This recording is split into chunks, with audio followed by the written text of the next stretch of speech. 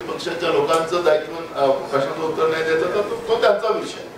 आम्ही प्रश्न विचारले, अजून तुमच्या समोर विचारतोय सरकारला, माध्यमाच्या माध्यमातून सरकारला ऐकू जातं असं आम्हाला वाटतं.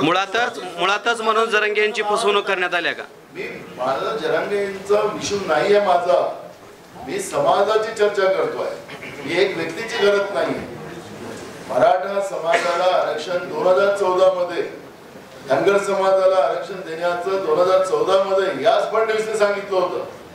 खालचंही सरकारने वरचे सरकार द्या म्हणाले होते. 10 वर्षात तुम्ही देऊ शकला नाही, तो उद्रेक आहे.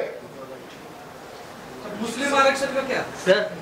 आता यांचं होतं ईव्हीएम मशीन, ईव्हीएम मुस्लिम आरक्षणाचं आमचे नेते राहुल गांधीजींनी जी काही भूमिका मांडली, त्या भूमिकेमध्ये सेन्सेस हा महत्वाचा भाग आहे. पण देशाचे प्रधानमंत्री सांगतात की गरीब आणि श्रीमंत या दोनच जाती राहतात. आता देशामध्ये आरक्षण व्यवस्था संपवायची तर हे आपला हा विषय आपल्या महाराष्ट्रातला होता. पण मुस्लिम आरक्षणाचा विषय काँग्रेसने केलेला होता. नसीमभाई ज्यावेळेस मंत्री असताना कोर्टामध्ये झाला. पण त्याचं मूळ कारण आहे, जिथपर्यंत आम्ही सेन्सेस करत नाही, कुठला समाज, आम्ही धर्माला आरक्षण देत नाही, आम्ही समाजाला देतो, त्या जातीला देतो.